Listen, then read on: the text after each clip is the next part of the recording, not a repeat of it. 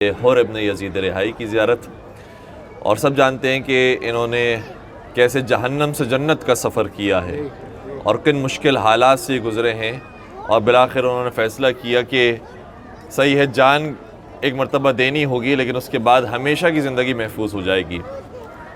اور یہ بہت سمجھداری کے فیصلے ہیں جو ہر انسان کو کرنے ہوتے ہیں زندگی میں۔ کئی مقامات پر ہمیں بھی پروردگار ایسے مقام پر لے کر آتا ہے کہ جہاں جنت و جہنم سامنے نظر آ رہی ہوتی ہے، اور اہل عرفان بڑا خوبصورت نسخہ بیان کرتے ہیں، کہتے ہیں کہ اگر کسی چیز کے بارے میں ڈاؤٹ ہو رہا ہو کہ ہم کس طرف جائیں تو یہ دیکھ لیں کہ ان دونوں جگہوں میں سے جس کے بارے میں ڈاؤٹ ہو رہا ہے کہاں پر دنیا موجود ہے اور کہاں پر آخرت۔ عام طور پر کہیں پر ہمیں دنیا زیادہ بڑی نظر آ رہی ہوتی ہے اور عام طور پر دوسرے مقام پر آخرت ہمیں زیادہ اونچی نظر آ رہی ہوتی ہے، دنیا کم مل رہی ہوتی ہے۔ تو جہاں پر دنیا کم ہو لیکن آخرت زیادہ ہو وہاں کا انتخاب کر لے، وہی صحیح راستہ ہوگا۔ اور شہید سبت جعفر نے بڑا خوبصورت شعر کہا ہے جس میں جناب حر کا بھی ذکر آتا ہے، کہتے ہیں کہ دعویٰ ہے میرا سقر اور سقیفہ کے علاوہ۔ سقر کہتے ہیں جہنم کو اور سقیفہ کو تو آپ مجھ سے بہتر جانتے ہیں، کہتے ہیں علاوہ۔ دعویٰ ہے میرا سقر اور سقیفہ کے علاوہ، ہر گوشے میں سرور کا عزادار ملے گا۔ دعویٰ ہے میرا سقر اور سقیفہ کے علاوہ، ہر گوشے میں سرور کا عزادار ملے گا۔ ایک حر ہی پہ موقوف نہیں جو بھی ہے آزاد، ایک حر ہی پہ موقوف نہیں جو بھی ہے آزاد، شبیر کی الفت میں گرفتار ملے گا۔ ایک باواز بلند درود پڑھ دیجیے گا محمد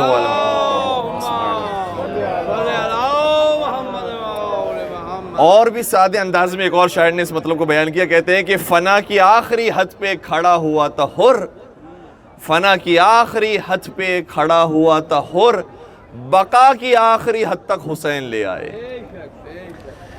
اور امام علی مقام ہی جانتے تھے کہ کس گر کے ساتھ، کس ہنر کے ساتھ حر جیسے کو اپنا شہدائی بنا سکتے ہیں، کیونکہ حر جب آیا ہے آپ سب جانتے ہیں کہ واقعات کیا ہیں۔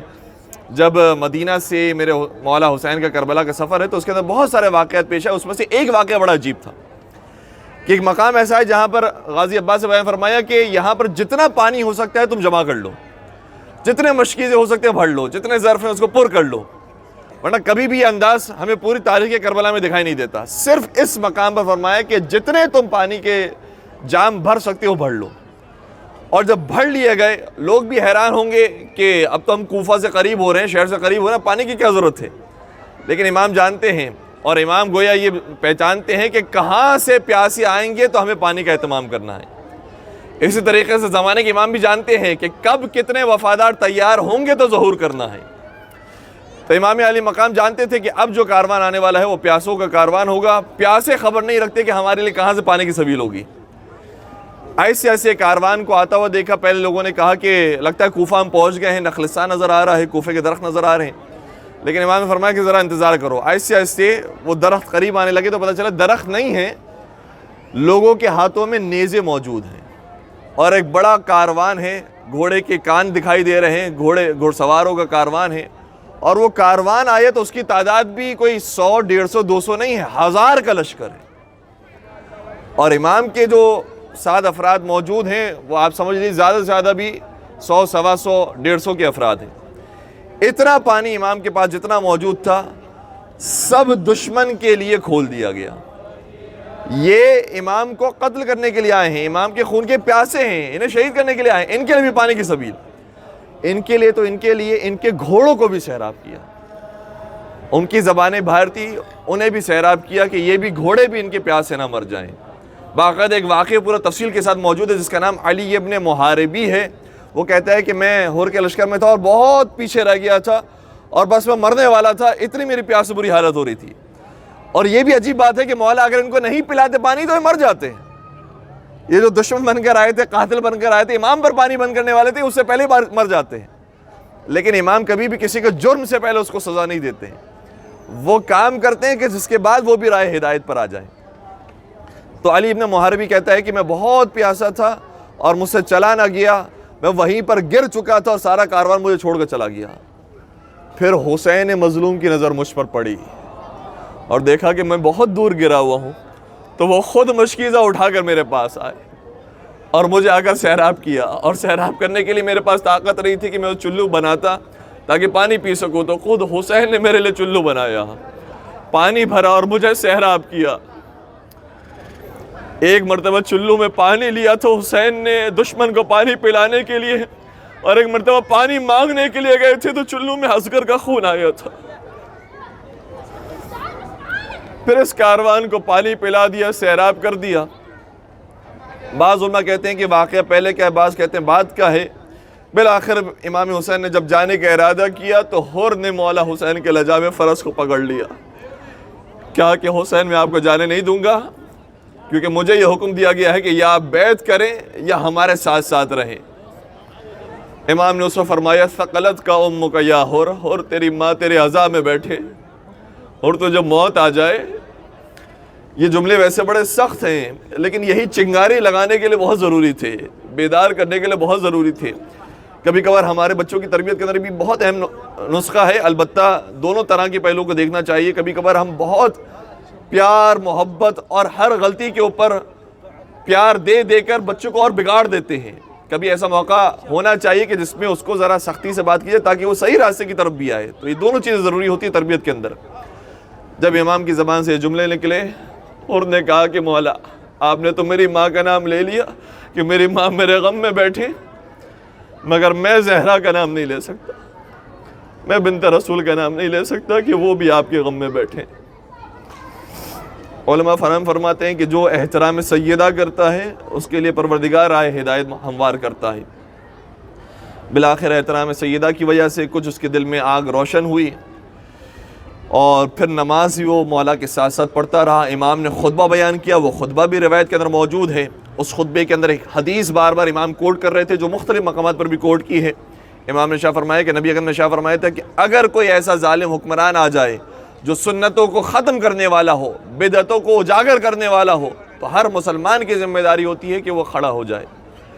اس لیے تمہاری بھی ذمہ داری بنتی ہے کہ تم اپنے ظالم حکمران کے خلاف کھڑے ہو۔ بہرحال امام درس تبلیغ دیتے رہے اور یہ کاروان آگے بڑھتا رہا۔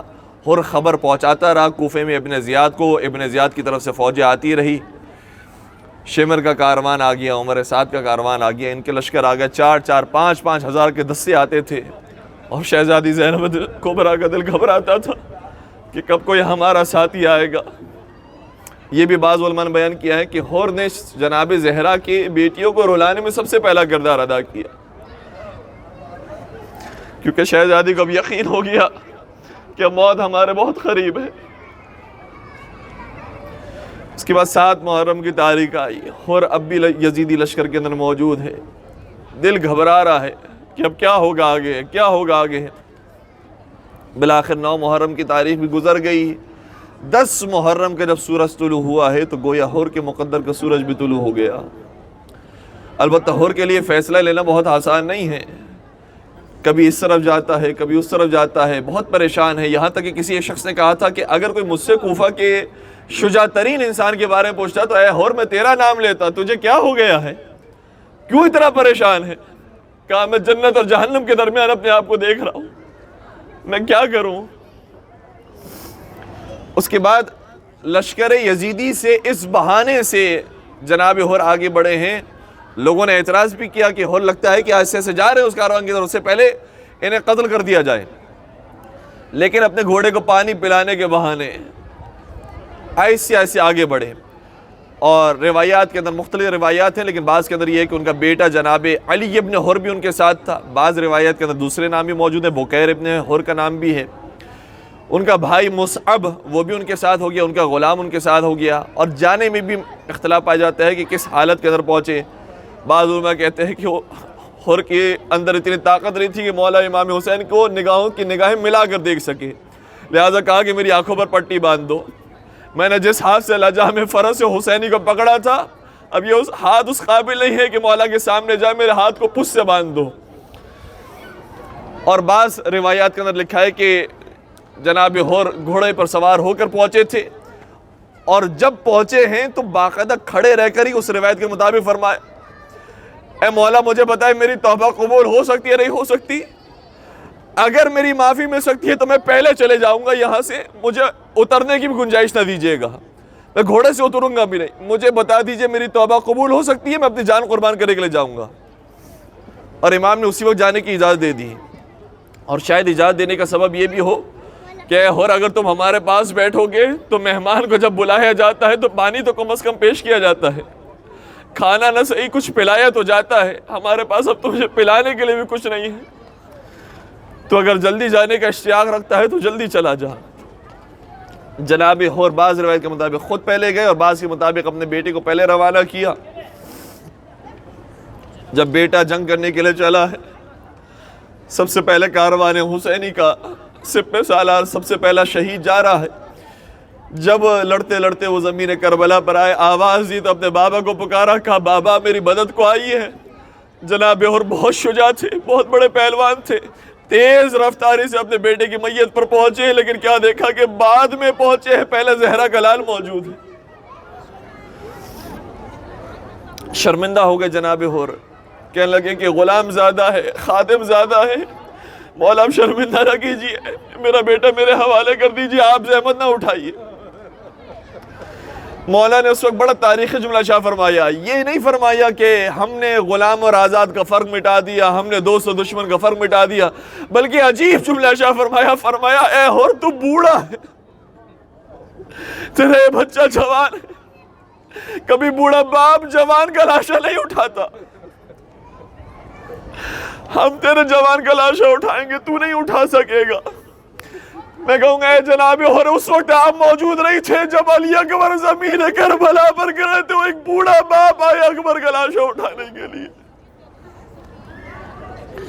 اجرکم علی اللہ, اپنی آوازوں کو آزاد کیجئے گا, بلند آواز سے پرسہ دیجئے گا جناب حور کو, اور جناب حور کا پرسہ بھی شہزادی کونین کو پیش کیجئے گا. پھر جناب حور چلے ہیں, بہت بڑے پہلوان تھے, بہترین جہاد کیا, اور پھر آواز دی یا مولا ادرکنی, مولا میری مدد کو آئیے.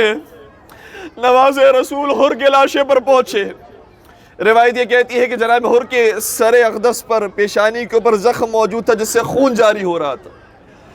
امام علی مقام نے اپنا رومال نکالا اور جناب حور کی پیشانی پر باندھا. اہل عرفان کہتے ہیں کہ وہ خود کا رومال نہ ہوگا, وہ رومال سیدہ زہرا ہوگا. جناب حور کی پیشانی پر باندھا, گویا بتانا چاہ رہے ہیں کہ اگر حور اتنا بڑا گنہگار ہے تو اس کی شفاعت کے لیے بھی بڑا انتظام چاہیے.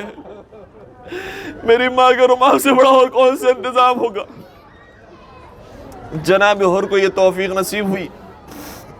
اور اب یہ سنیے گا کہ کیوں جناب حور کا لاشا اتنا دور موجود ہے, کیوں اتنا متون دور ہے. کہتے ہیں کہ جب ان کا لاشا زمین پر گرا, مولا امام علی مقام ان کے لاشے پر پہنچے. زمین کربلا میں بہت سو کے لاشے تھے جو بکھرے ہوئے تھے, بہت کم کے لاشے ایسے ہیں کہ جو در خیمہ تک لے کر آئے ہیں. ظاہر سی بات ہے کہ خواتین سبھی کے لیے محرم نہیں تھی, تو کچھ کے لاشے آئے ہیں, کچھ کے لاشے وہیں پر موجود تھے. تو جناب حور کا قبیلہ تھا جو اس وقت آگے بڑھا اور کہا کہ بس ہم اب اپنے سردار کو لے جانا چاہتے ہیں. بنی تمیم ان کا نام ہے, بعض نے بنی ریاح بھی بیان کیا ہے جس سے ریاحی ہیں یہ, اور ان کا لاشا لے گئے. اور تقریباً 7 کلومیٹر جو اصل کربلا کا جہاں پر مقام موجود ہے, وہاں سے 7 کلومیٹر دور یہاں پر لاشا لے کر آئے ہیں اور یہاں پر مدفون کیا ہے.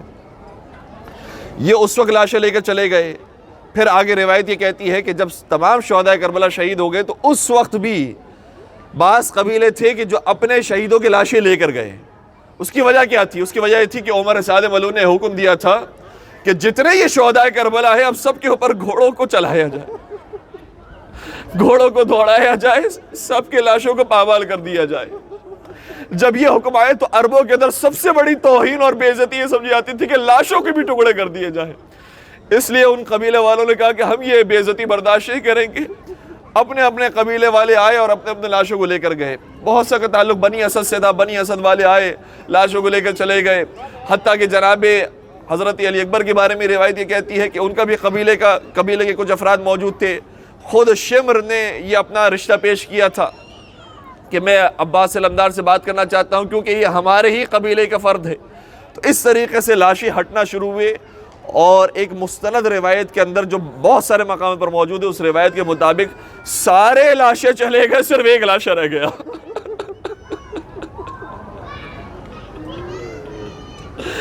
اور یہ اس کا لاشا تھا جس کی کوئی سفارش کرنے والا نہیں ہے، جس کا کوئی ہم قبیلہ نہیں ہے، جس کا کوئی ساتھ دینے والا نہیں ہے۔ اور یہ کس کا لاشا ہے؟ یہ علی و زہرا کے بیٹے کا لاشا ہے، یہ رسول کے نواسے کا لاشا ہے۔ عمر سعد نے حکم دیا 12 گھڑ سوار تیار ہوئے، نال بندی کی گئی، نالوں کو تبدیل کیا گیا، اور پھر نواز رسول کا لاشا ایسے پامال ہوا جیسے حسن کے بیٹے کا لاشا پامال۔ اجرکم علی اللہ، اجرکم علی اللہ، انا للہ و انا الیہ راجعون۔ روایت ایک اور بھی آپ کی بیان کر دوں، آپ نے ماشاءاللہ بہت گریہ کیا، شہزادی زہرا آپ سے راضی ہوں۔ جب یہاں پر جناب حر کو دفنا دیا گیا تو کچھ حکمران آئے، جن میں سے جناب شاہ اسماعیل صفوی کے بارے میں یہ تاریخ کہتی ہے کہ اسے یہ سوال درپیش ہوا کہ حر ہو سکتا ہے کہ یزیدی لشکر میں موجود ہو، اس لیے اس کی قبر یہاں پر ہے، باقی شہدائے کربلا تو وہاں پر مدفون ہے۔ پھر اسے کسی نے کہا کہ قرآن کریم کی آیت ہے وَلَا تَحْسَبَنَّ الَّذِينَ قُتِلُوا فِي سَبِيلِ اللَّهِ أَمْوَاتًا بَلْ أَحْيَاءٌ عِندَ رَبِّهِمْ يُرْزَقُونَ، کہ وہ لوگ جو اللہ کے راستے میں شہید کیے جاتے ہیں اور قتل کر دیے جاتے ہیں انہیں مردہ نہ سمجھو، وہ زندہ ہیں اور اللہ کے پاس سے رزق پا رہے ہیں۔ تو کہا کہ جو شہید ہوتا ہے اس کا جسد مبارک زندہ ہوتا ہے اور عام انسانوں کی طرح موجود ہوتے ہیں جیسے زندہ انسان ہے۔ اگر یہ شہید ہیں، کاروان حسینی کے افراد تھے، تو یقیناً شہید ہوں گے، اور شہید ہوں گے تو ان کا بدن سالم ہوگا۔ اس کو یہ بات سمجھ میں آ گئی، کہا کہ پھر نبش قبر کر کے دیکھتے ہیں، ہم فیصلہ کر لیتے ہیں آج کہ بالآخر یزیدی تھا یا حسینی تھا۔ نبش قبر کی گئی تو لاشا تازہ تھا، اور حتیٰ تاریخ میں موجود ہے کہ جیسے جناب حر شہید ہوئے تھے ویسی ہی حالت میں موجود تھے۔ اب اس نے یقیناً لاشے سے تبرک حاصل کیا ہوگا، اور ایک تبرک کے طور پر اسے دیکھا کہ پیشانی جناب حر پر رومال موجود ہے، کہا کہ یہ رومال میں اپنے لیے محفوظ کر لیتا ہوں، یہ بہت قیمتی رومال ہے، مولا امام علی مقام نے دیا ہے۔ لیکن جیسے رومال کو کھولا تو تازہ خون برآمد ہوا، بلکہ تازہ خون کا فوارہ نکلا، کیونکہ تاریخ یہ کہتی ہے کہ اس کی قبر خون سے بھر گئی، اتنا خون جاری ہوا۔ پھر کہا گیا کہ دوسرے کپڑوں کو لایا جائے اور اس پر باندھا جائے، باندھنے کی کوشش کی گئی لیکن خون نہیں رکتا تھا، کئی سارے رومالوں کو استعمال کیا لیکن خون نہ رکا۔ کسی نے کہا کہ یہ بطور خاص ہدیہ ہے جناب حر کے لیے، اس لیے تو یہ ہدیہ لے نہیں سکتا، یہی ہدیہ جناب حر کی پیشانی پر باندھ۔ تو پھر جناب حر کی پیشانی پر وہی رومال جناب سیدہ کائنات کو باندھا گیا، تو پھر جناب حر کی پیشانی سے خون بند ہو گیا، اور پھر اس نے قبر کی مٹی کو برابر کرنے کے بعد یہاں پر مقبرہ تعمیر کیا، مزار تعمیر کیا، اور اس کے بعد بھی بعد میں جو حکمران آتے رہے وہ ان کے مزار کی شان و شوکت میں اضافہ کرتے رہے۔ آج جناب حر کا مقام اس قدر بلند ہے کہ آج دنیا میں ہمارا کوئی بڑے سے بڑا عالم ہو، کتنا ہی بڑا مرجع اور آیت اللہ ہو، جناب حر کے مزار پر آ کر سلام کرتا ہے۔ کتنا ہی بڑا فقیہ ہو، کتنا ہی بڑا مجتہد و مرجع ہو، جناب حر کے زیارت گاہ پر آتا ہے اور ادب کے ساتھ سلام پیش کرتا ہے۔ بتا دیا جناب حر نے کہ انسان کے سارے سابقہ گناہ مولا امام حسین کے صدقے میں دھل جاتے ہیں اگر سچی توبہ انسان کر لیتا ہے، اور یہ ارادہ کر لیتا ہے کہ اب مجھے زندگی گزارنی ہے تو اپنے وقت کے امام کی زندگی حکم کے مطابق زندگی گزارنی ہے۔ باقاعدہ یہ سند بھی مولا امام حسین علیہ السلام نے جناب حر کو دی تھی، جو بعض روایات کے اندر ملتی ہے کہ انت اخی فی الدنیا والآخرہ، اے حر تم میرا دنیا میں بھی بھائی ہے، آخرت میں بھی بھائی ہے۔ امام اگر کسی کو بھائی کہہ دے تو یہ کوئی چھوٹی سند نہیں ہے۔ نبی نے جب عقد اخوت پڑھایا تھا تو ہر ایک کو اس کی مناسبت سے بھائی بنایا تھا، اور علی کا بھائی کسی کو نہیں بنایا تھا، تو جب بھائی بنانے کا وقت آیا تو اپنے آپ کو علی کا بھائی بنایا تھا۔ لیکن حسین کس کو اپنا بھائی بناتے ہیں؟ جو سچی توبہ کر لیتا ہے اس کو فرماتے انت اخی فی الدنیا والآخرہ، تو دنیا میں میرا بھائی ہے، آخرت میں میرا بھائی ہے۔ پروردگار سے ہم دعا کرتے ہیں مولا حسین کے صدقے میں، جناب حر علیہ السلام کے صدقے میں پروردگار ہم سب کو سچی توبہ کرنے کی توفیق عطا فرما۔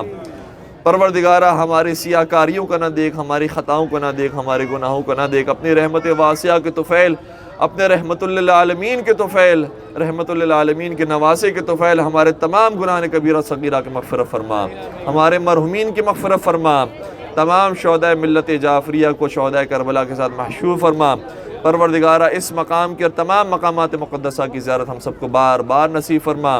پروردگارہ وہ زندگی عطا فرما جو مولا کی خوشنودی کے مطابق ہو، وہ موت عطا فرما کہ جو مولا حسین اور شہدائے کربلا کو نصیب ہوئی۔ پروردگارہ شفاعت محمد و آل محمد سے ہم سب کو بہرمند فرما، اور قائم آل محمد حضرت حجت ابن الحسن کے ظہور میں تعجیل فرما۔ ان کے عاشقین و محبین، سچے ماننے والوں، سچے چاہنے والوں میں ہم سب کا نام شامل فرما۔